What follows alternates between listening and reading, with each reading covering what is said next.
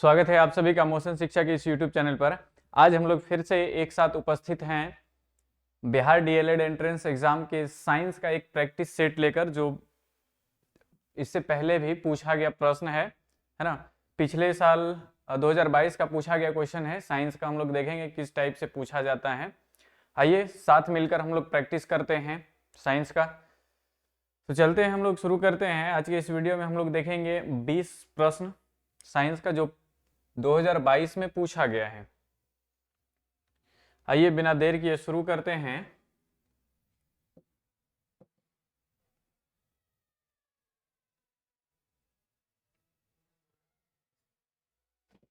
देखिए आपका पहला प्रश्न, ये पूछा गया प्रश्न है। आप लोगों को लगेगा कि बहुत ही आसान सा प्रश्न है, लेकिन ये पूछा गया प्रश्न है, इंपॉर्टेंट है, थोड़ा सा याद भी रखेंगे। प्रश्न है आपका कि निम्नलिखित में से कौन सूचक की तरह इस्तेमाल नहीं किया जाता है। आप लोगों को पता होगा सूचक क्या होता है, जो अम्ल या क्षार होने की सूचना देता है ना। वैसा पदार्थ जो अम्ल या क्षार होने की सूचना देता है उसे हम लोग सूचक कहते हैं। तो सूचक की तरह हम किसका किसका उपयोग करते हैं, यहाँ पूछा गया किसका उपयोग नहीं कर सकते हैं, है ना। पहला ऑप्शन है हल्दी, फिर है मिथाइल ऑरेंज या उसको मेथिल ऑरेंज भी पढ़ते हैं, फिनोल्फथैलीन या मूली। तो इसका सही उत्तर आपका क्या हो जाएगा, ऑप्शन नंबर डी जो है आपका बिल्कुल सही उत्तर हो जाएगा। मूली का इस्तेमाल हम लोग सूचक के रूप में नहीं करते हैं, ठीक है। हल्दी का इस्तेमाल किया जाता है, मिथाइल ऑरेंज का किया जाता है, फिनोल्फथैलीन का यूज किया जाता है सूचक के रूप में, लेकिन मूली का यूज नहीं किया जाता है। यह ऑप्शन नंबर डी आपका राइट आंसर हो जाएगा। नेक्स्ट क्वेश्चन देखिए। नेक्स्ट क्वेश्चन है कि जब 1 न्यूटन का बल किसी 1 किलोग्राम द्रव्यमान की वस्तु पर लगाया जाता है तो वह वस्तु में कितना का त्वरण उत्पन्न करेगा। तो आप लोगों को पता होगा कि ये जो बल का फॉर्मूला होता है, F बराबर आपका हो जाता है ma, जहां F आपका हो गया बल, है ना, m हो गया द्रव्यमान और a आपका है त्वरण, ठीक है। तो इसमें देखिए आपको क्या दिया हुआ है, 1 न्यूटन बल, ये बल दिया हुआ है आपका 1 न्यूटन, और द्रव्यमान जो दिया हुआ है 1 केजी है, द्रव्यमान आपका 1 केजी है, और ये त्वरण आपसे पूछा जा रहा है कि ये त्वरण कितना होगा। तो 1 न्यूटन को हम लिख सकते हैं 1 केजी मीटर प्रति सेकेंड स्क्वायर। ये होता है आपका 1 न्यूटन बराबर हो जाता है 1 केजी मीटर प्रति सेकेंड स्क्वायर। यदि हम इस केजी को इधर से डिवाइड कर दें 1 केजी, तो केजी आपका कैंसिल हो जाएगा, है ना। तो ये बचेगा आपका a बराबर, यानी त्वरण का जो मान है वो निकल जाएगा 1 मीटर प्रति सेकेंड स्क्वायर। ये आपका बिल्कुल सही उत्तर हो जाएगा, 1 मीटर प्रति सेकेंड स्क्वायर। देखिए आपका ये वाला यहाँ है। आप ऐसे भी चेक कर सकते हैं कि जो त्वरण है ना, त्वरण का SI मात्रक जो होता है, यूनिट होता है मीटर प्रति सेकेंड स्क्वायर, और इसमें देखिए मीटर प्रति सेकेंड दिया हुआ है, और ये दोनों ऑप्शन तो सेम ही है ना। ये एक ही ऑप्शन है जिसमें कि मीटर प्रति सेकेंड स्क्वायर दिया हुआ है। चलिए ये प्रश्न हो गया। अगले प्रश्न की ओर बढ़ते हैं और अगला प्रश्न देखते हैं। अगला प्रश्न आपके सामने है, एक तत्व जिसकी परमाणु संख्या 15 है उसके संबंध में निम्नलिखित में से कौन सा कथन सही है ना। एक तत्व है जिसकी परमाणु संख्या 15 है, उसके बारे में निम्नलिखित कथन में से कौन सा कथन सही है ना। तो पहले देखिए 15 में आपको ज्ञात होगा, आपको पता होगा कि 15 में कौन आता है, आपका फास्फोरस हो जाता है, फास्फोरस।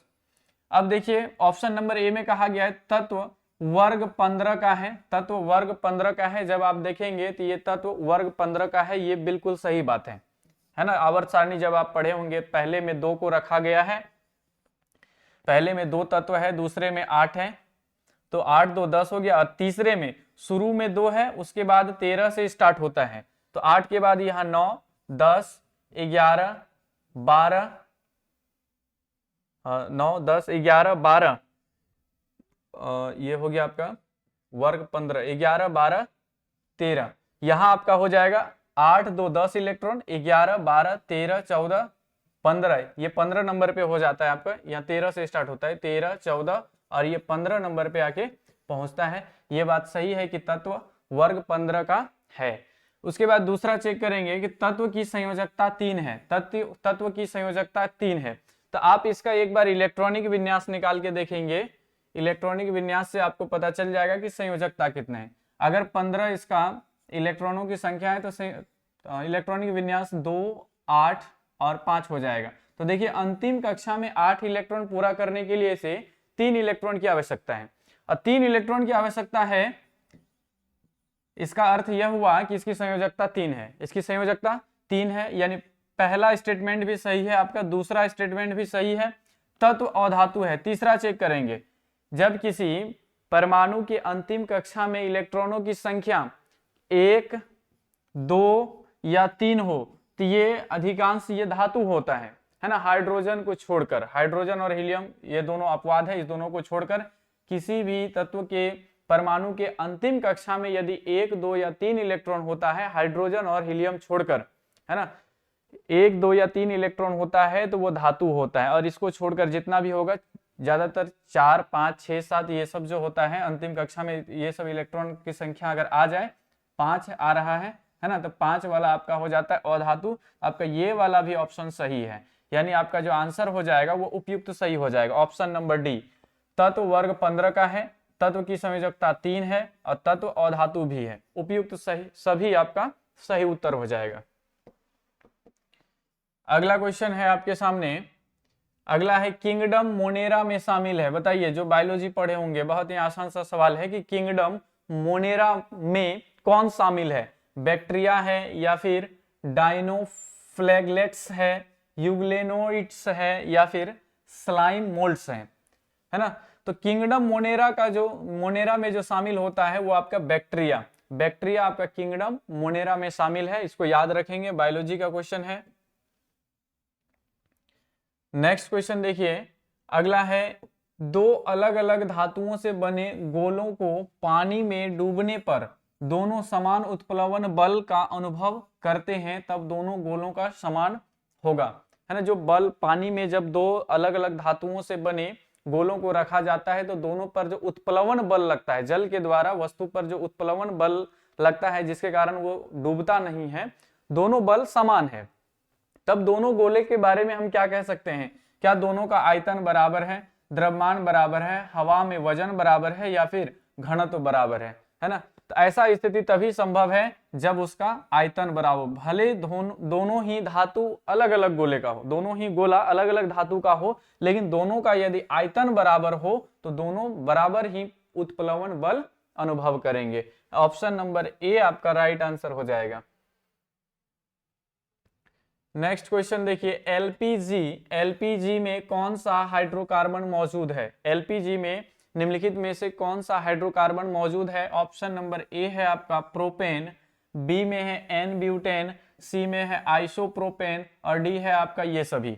बताइए इसका सही उत्तर क्या हो जाएगा। इसका सही उत्तर आपका ऑप्शन नंबर डी हो जाएगा। एलपीजी में आपका प्रोपेन भी पाया जाता है, एन ब्यूटेन पाया जाता है, आइसोब्यूटेन, तीनों का तीनों पाया जाता है, इसलिए आपका सही उत्तर हो जाएगा ऑप्शन नंबर डी।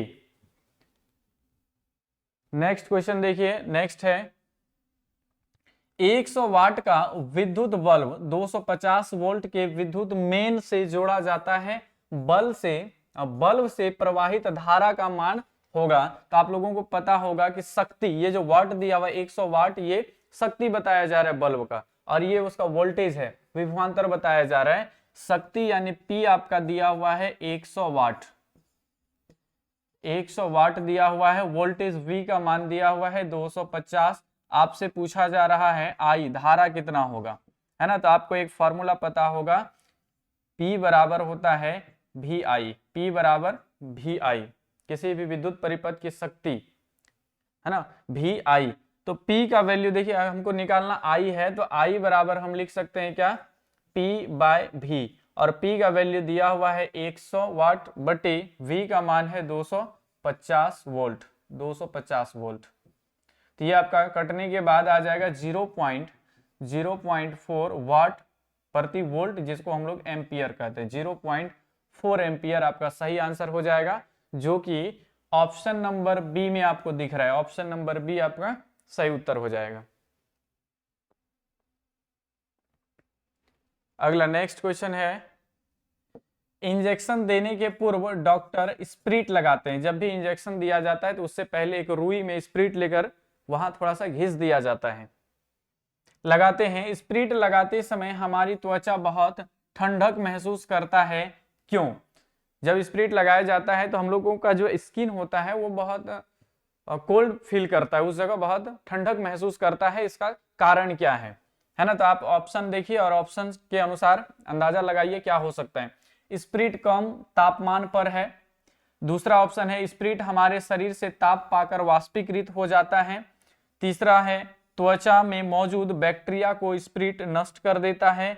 या फिर ऑप्शन डी है इनमें से कोई नहीं, है ना? इसका सही उत्तर आपका हो जाएगा ऑप्शन नंबर बी, कि जब स्प्रिट हमारे त्वचा पर पड़ता है तो त्वचा से उष्मा, थोड़ा सा उष्मा जितना उसको वाष्पीकृत होने के लिए जरूरत है, वो उससे उष्मा ग्रहण कर खुद वाष्पीकृत हो जाता है। और आप लोगों को पता होगा कि वाष्पीकरण की घटना में ठंडक पैदा होती ही है, जिसके कारण त्वचा का उष्मा स्प्रिट लेकर वो वाष्पीकृत हो जाता है और त्वचा का टेम्परेचर घट जाने के कारण वो उस जगह ठंडक महसूस करती है। ऑप्शन नंबर बी आपका राइट आंसर हो जाएगा। नेक्स्ट है कि मानव नेत्र में किस प्रकार का लेंस पाया जाता है। देखिए लग रहा होगा कि ये सब बहुत ही आसान प्रश्न है, लेकिन ये पूछा गया क्वेश्चन है ना? तो बस प्रैक्टिस में बने रहिए, इसी प्रकार का प्रश्न पूछा जाएगा। तो मानव नेत्र में किस प्रकार का लेंस पाया जाता है? उत्तल, वलयाकार, इनमें से कोई नहीं, या अवतल? जी बिल्कुल आप लोगों को सही पता है, ऑप्शन नंबर ए आपका राइट आंसर हो जाएगा। उत्तल लेंस पाया जाता है मानव नेत्र में। अगला प्रश्न देखिए, ये फिजिक्स का क्वेश्चन है कि एक हॉल का फर्श 8 मीटर लंबा तथा 6 मीटर चौड़ा है। एक चींटी इसके एक कोने से विकर्णतः सम्मुख दूसरे कोने तक जाए तो चींटी का विस्थापन होगा। यहाँ विस्थापन पूछा गया है ना? तो आप देखिए, ये आपका कमरा का एक फर्श है, लंबाई 8 मीटर है और चौड़ाई जो है आपका ये 6 मीटर है। अब कह रहा है कोई एक चींटी एक कोने से सम्मुख विकर्णतः, यानी एक कोने से दूसरे कोने, यहां तक नहीं, ये इधर आ गया, इस कोने में, सामने वाले कोने में आ जाता है, तो चींटी द्वारा तय किया गया विस्थापन पूछा जा रहा है। तो विस्थापन आप लोगों को पता होगा कि किसी दो बिंदु के बीच न्यूनतम दूरी को, जो सबसे कम दूरी होगा उसे हम लोग विस्थापन कहते हैं। तो न्यूनतम दूरी, अगर हो सकता है चींटी इधर से आया हुआ हो घूम के, इधर से भी आ सकता है या बहुत दूर से भी घूम के आ सकता है, लेकिन वो किस रास्ते से आ रहा है इससे हमें कोई फर्क नहीं पड़ता है। बस ये देखना है कि उसके प्रारंभिक बिंदु और अंतिम बिंदु के बीच न्यूनतम दूरी कितनी है ना? शॉर्टकट रास्ता ये वाला हो जाता है। तो ये वाला दूरी आपको निकाल देना है, यही आपका विस्थापन होगा। तो यहां से देखिए एक त्रिभुज का निर्माण हो रहा है, ये 8 मीटर है, ये 6 मीटर, तो ये आपका हो जाएगा क्या? 10 मीटर। ठीक है, ये हो जाएगा 10 मीटर, क्योंकि त्रिभुज के नजरिए से अगर देखें तो ये आपका कर्ण है, इसको लंब मानेंगे तो ये आधार हो जाएगा।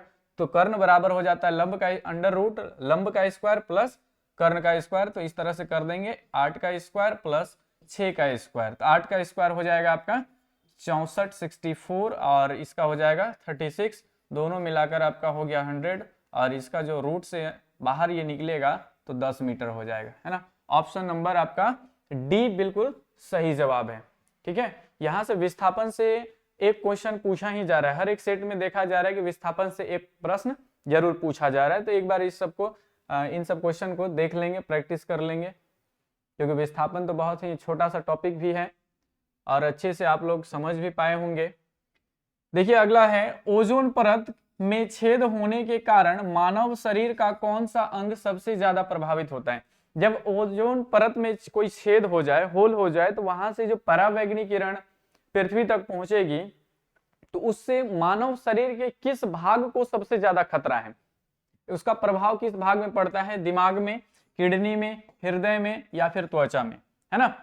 तो आपका सही उत्तर क्या हो जाएगा? आपका सही उत्तर हो जाएगा त्वचा, क्योंकि जब परावैंगनी किरण आएगी तो सबसे पहले हमारे त्वचा पर ही, त्वचा तक ही आ पाएगी, त्वचा को ही अटैक करेगी। तो ये आपका ऑप्शन नंबर डी आपका राइट आंसर हो जाएगा कि त्वचा को प्रभावित करेगी।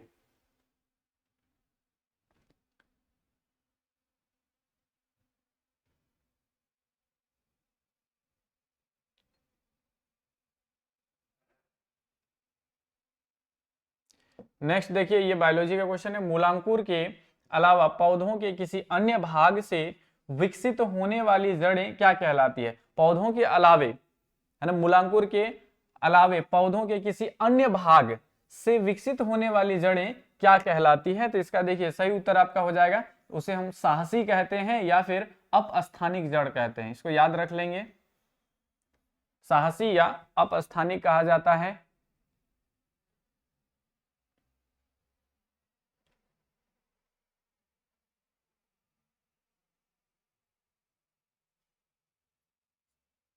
नेक्स्ट क्वेश्चन है, परमाणु के बाह्यतम कक्षा में उपस्थित इलेक्ट्रॉनों की संख्या होती है। अब बताइए कि परमाणु के बाह्यतम, सबसे बाहरी कक्षा में उपस्थित जो इलेक्ट्रॉन होता है उसे हम लोग क्या कहते हैं? क्या उसे हम कोर इलेक्ट्रॉन कहते हैं, संयोजकता कहते हैं, संयोजी इलेक्ट्रॉन कहते हैं, या फिर युग्म इलेक्ट्रॉन कहते हैं? है ना, इसका सही उत्तर आपका क्या हो जाएगा? संयोजी इलेक्ट्रॉन कहते हैं। किसी भी परमाणु के सबसे अंतिम कक्षा में इलेक्ट्रॉनों की संख्या को हम क्या कहते हैं? संयोजी इलेक्ट्रॉन कहते हैं। कोर इलेक्ट्रॉन हो गया अंतिम कक्षा को छोड़कर जो अंदर वाले कक्षा में इलेक्ट्रॉन है उसकी संख्या को कोर इलेक्ट्रॉन कहते हैं। संयोजकता आपका हो गया क्या? अंतिम कक्षा में 8 इलेक्ट्रॉन पूरा अष्टक पूरा करने के लिए जितने इलेक्ट्रॉन को त्याग करना पड़े या जितना इलेक्ट्रॉन ग्रहण करना पड़े उसकी संख्या को हम संयोजकता कहते हैं। युग्म इलेक्ट्रॉन मतलब हो गया आपका एक जोड़ा इलेक्ट्रॉन। चलिए सही उत्तर आपका हो जाएगा ऑप्शन सी।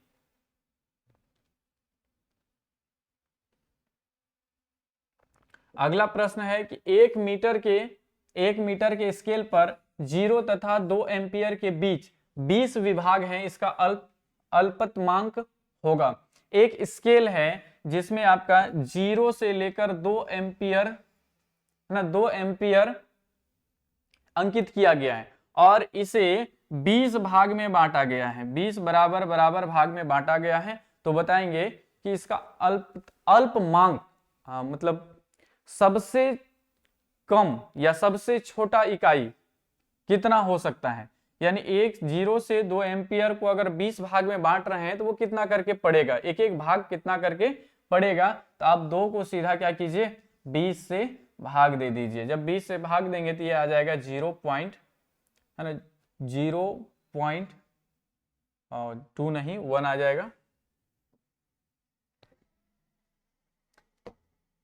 0.1 एम्पियर। यानी 0.1 एम्पियर, अगला हो जाएगा 2 एम्पियर, फिर 0.3 एम्पियर। तो हर एक के बीच का जो गैप है वो हमेशा 0.11 का ही गैप पाया जाएगा। तो ये आपका सही उत्तर कौन सा हो जाएगा? 0.1। आपका ऑप्शन नंबर ए सही उत्तर है। अगला क्वेश्चन है, कोशिका का आयतन बढ़ जाता है अगर बाह्य विलयन हो। कोई विलयन है, ये एक बर्तन है, इसमें साइड से कोई विलयन रखा गया है और इसके बीच में एक कोशिका है ना, इसके बीच में एक कोशिका है और इस विलयन के कारण ये कोशिका का आयतन बढ़ जाता है। इस कोशिका का आयतन बढ़ जाता है। तो अब ये बताना है कि इसके बाहर जो विलयन पड़ा हुआ है ये किस प्रकार का विलयन होगा, है ना। तो आप लोगों को पता होगा ऑप्शन के अनुसार यहाँ प्रासरण के आधार पर पूछा जा रहा है। तो प्रासरण जो दाब होता है, प्रासरण वह घटना है जिसमें कम सांद्रता से अधिक सांद्रता की ओर विलयन का प्रवाह, है ना, या विलय का प्रवाह। तो यहाँ अगर इसका आयतन बढ़ रहा है, इसका अर्थ यह हुआ कि विलयन का कण इसमें प्रवेश कर रहा है, कोशिका के अंदर प्रवेश कर रहा है। तो अर्थात हम ये कह सकते हैं कि विलयन की सांद्रता कम है और कोशिका के अंदर का सांद्रता अधिक है। तो जिसका प्रासरण दाब, सांद्रता कम है मतलब इसका प्रासरण दाब भी कम है। जिसका प्रासरण दाब कम होता है उसे हम लोग कहते हैं हाइपोटोनिक। जिसका प्रासरण दाब अधिक होता है उसे हम लोग कहते हैं हाइपरटोनिक। और जब दो विलयन का आपस में प्रासरण दाब सेम हो जाए, ऑस्मोटिक प्रेशर जब सेम हो जाए तो उसको हम लोग कहते हैं आइसोटोनिक, है ना। जब दोनों बराबर हो तो आइसोटोनिक, जब ज्यादा हो जाए तो हाइपरटोनिक, जब कम हो जाए प्रासरण दाब किसी एक विलयन का दूसरे की अपेक्षा कम हो जाए प्रासरण दाब तो उसे हम लोग कहते हैं हाइपोटोनिक। तो इसमें देखिए बाहर वाला जो विलयन है इसका प्रासरण दाब कम होगा और अंदर वाला जो कोशिका के अंदर है इसका अधिक होगा, जिसके कारण ये बाहर वाला के बारे में पूछा गया है तो बाहर कम है और कम वाले को हम लोग कहते हैं हाइपोटोनिक। तो ऑप्शन नंबर बी आपका सही उत्तर हो जाएगा, हाइपोटोनिक।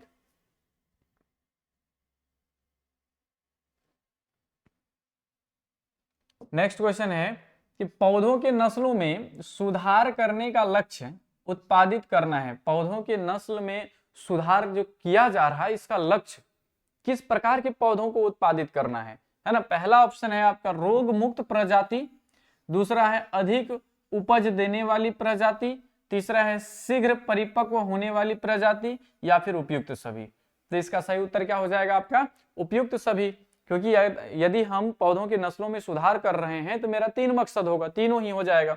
रोग मुक्त प्रजाति का उत्पादन करना, और अधिक उपज देने वाली प्रजाति, फिर शीघ्र परिपक्व यानी कम समय में ही वो फल दे पाए, इस प्रकार के नस्ल, इस प्रकार का सुधार करना चाहेंगे। तो ये तीनों का तीनों सही उत्तर है। तो आपका सही उत्तर जो है वो ऑप्शन नंबर डी हो जाएगा। तीनों का तीनों कथन बिल्कुल सही है, तो आपका ऑप्शन नंबर डी सही उत्तर हो जाएगा, उपयुक्त सभी।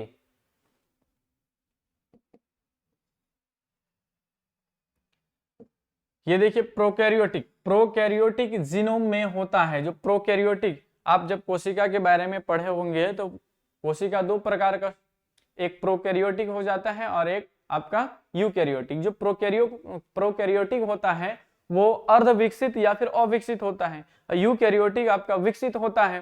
तो जो अर्ध विकसित या फिर अविकसित है उसमें झिल्ली युक्त कोई भी कोशिकांग नहीं पाया जाता है। तो इसी के आधार पर देखिए ये प्रश्न का आंसर आप लोग दे पाएंगे कि प्रोकैरियोटिक जीनोम में होता है हिस्टोन के बिना डीएनए, आरएनए, या फिर हिस्टोन के साथ डीएनए, या केवल हिस्टोन। तो इसमें क्या होगा, ये प्रोकैरियोटिक है मतलब अर्ध विकसित है, तो इसमें हिस्टोन के बिना डीएनए पाया जाएगा, हिस्टोन के बिना डीएनए पाया जाएगा। ऑप्शन नंबर ए आपका राइट आंसर हो जाएगा।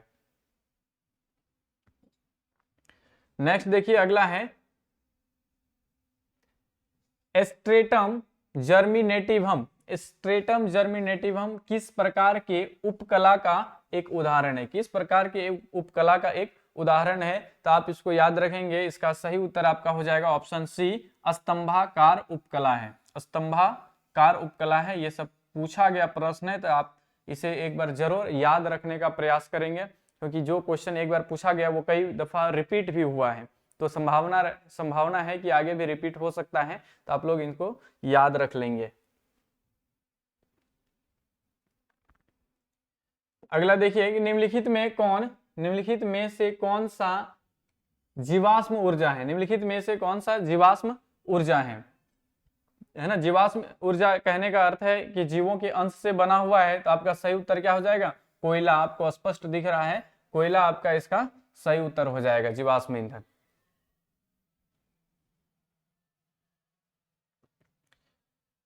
ये देखिए अगला प्रश्न है कि एड्स एक घातक बीमारी है जो डैश द्वारा होती है। एड्स एक घातक बीमारी है, ये आप लोगों को पता है, लेकिन ये किसके द्वारा उत्पन्न होती है, प्रोटोजोआ के द्वारा, एक कवक के द्वारा, एक विषाणु के द्वारा, या फिर एक जीवाणु के द्वारा, है ना। तो आप लोगों को पता होगा कि एड्स जो होता है वो HIV के कारण, HIV ह्यूमन इम्यूनोडिफिशियेंसी वायरस, तो इसी में नाम छुपा हुआ है वायरस, यानी ये वायरस के कारण होता है। और वायरस को हम लोग क्या कहते हैं, वायरस को हम लोग कहते हैं विषाणु। तो एड्स जो होता है वो विषाणु के कारण होने वाला एक रोग है। चलिए आज के वीडियो में बस इतना ही क्वेश्चन था, और ये एक सेट आप लोगों का कंप्लीट हो चुका है